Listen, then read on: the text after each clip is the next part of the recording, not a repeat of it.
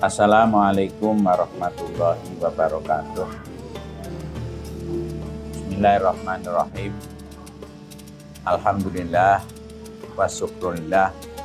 Assalatu wassalamu ala rasulillah wa ala alihi wa sahbihi wa mawalah. Wala hawla wala quwata illa billah, amma ba'du. Saudara-saudaraku yang kami hormati, melanjutkan video yang lalu yang kami akan menyampaikan tentang komponen bangunan yang kedua tentang Islam, di mana disebutkan bahwa komponen yang kedua adalah iqamus shalah, mendirikan sholat.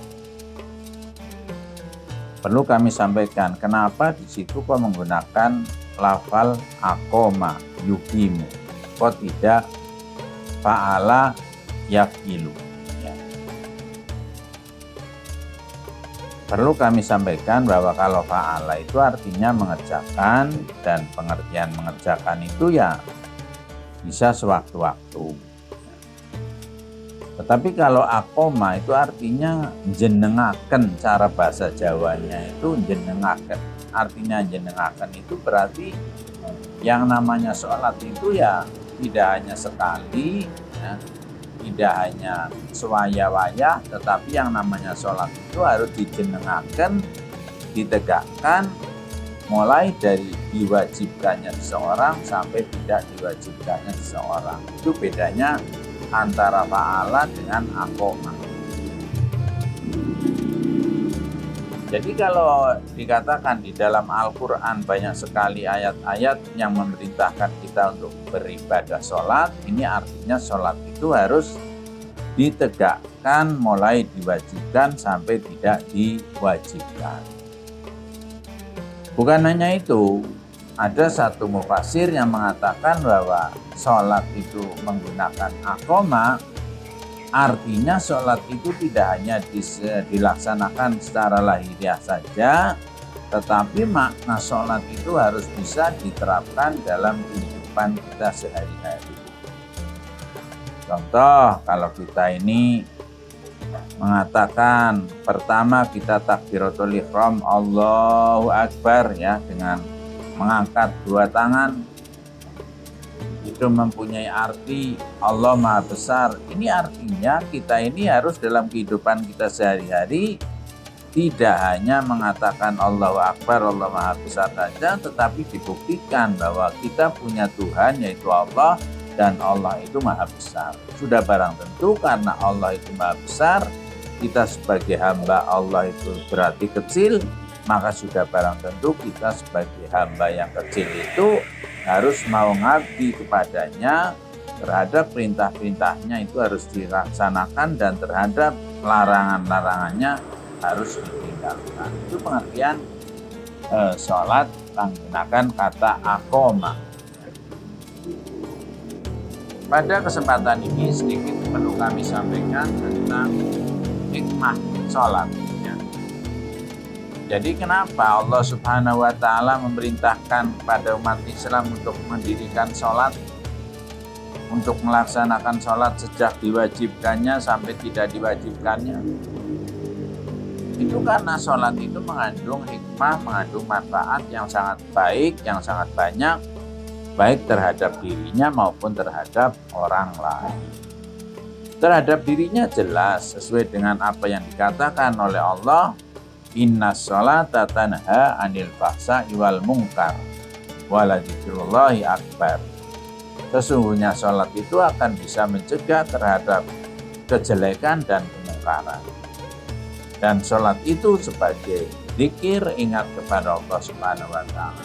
Melihat dalam ayat ini saja kita sudah melihat dua manfaat atau dua hikmah, bahwa sholat itu diwajibkan kepada hamba Allah, kita umat manusia yang beragama Islam, itu akan bisa mencegah terhadap kejelekan dan mencegah terhadap kemungkaran. Maksudnya kalau orang sholat itu sudah barang tentu insya Allah kalau sholatnya benar itu terhadap perbuatan-perbuatan yang jelek, terhadap perbuatan-perbuatan yang mungkar, itu pasti mereka itu akan menghindari. Itu kalau yang sholatnya benar. Adapun ada orang yang terkadang sholat tapi tetap melaksanakan pekerjaan yang dilarang. Sholat tapi teler tetap, sholat tapi zina dilaksanakan, sholat tapi riba tetap dimakan. Loh, itu namanya sholatnya itu bukan atau belum dikatakan sholat yang benar. Jadi kalau sholat yang benar itu ya cirinya tanha anil fahsya'i wal munkar, ya. Bisa mencegah terhadap kejelekan dan bisa mencegah terhadap kemungkaran. Yang demikian itu adalah tergantung kepada orangnya. Kalau memang sholatnya itu hanya sholat-sholatan, ya, itu tidak mungkin akan bisa mencegah terhadap kejelekan dan kemungkaran. Apalagi yang sholatnya itu yura'un, sholatnya itu hanya minta dilihat oleh orang lain, sholatnya minta dipuji oleh orang lain, ya tidak mungkin sholat itu akan menjadikan seseorang itu akan menjadi orang yang bisa mencegah terhadap perbuatan yang jelek, yang bisa mencegah terhadap perbuatan yang mungkar. Itu yang pertama. Yang kedua, walidzikrullah waladzikrullahi akbar. Jadi sholat ini sebagai sarana untuk berzikir. Berzikir kepada Allah Subhanahu wa taala.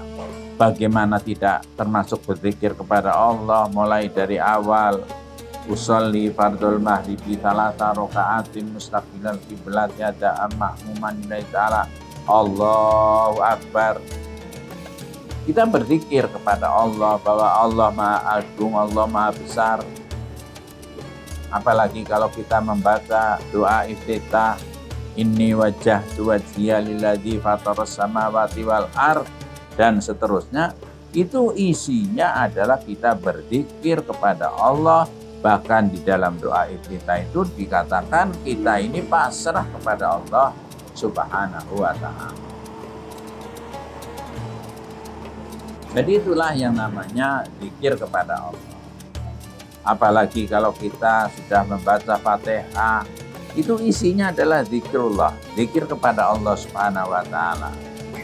Kita sujud subhana rabbiyal a'la wa bihamdi, subhana rabbiyal a'la wa bihamdi. Kita tidak yang namanya ruku, ya. Kita baca subhana rabbiyal azimi wa bihamdi, subhana rabbiyal azimi wa bihamdi. Ini kita berzikir kepada Allah. Maha suci Allah yang maha agung, maha suci Allah yang maha luhur, ya. Ini berarti zikir, ya. Belum lagi ketika nanti kita membaca at-tahiyatul mubarakatus salawatut thayyibatulillah dan seterusnya, membaca Rabbi firli warhamni wajburni warfa'ni warzuqni dan seterusnya. Ini semuanya zikrullah, ya. Oleh karenanya betul, innas sholata tanha 'anil fahsya'i wal munkar waladzikrullahi akbar.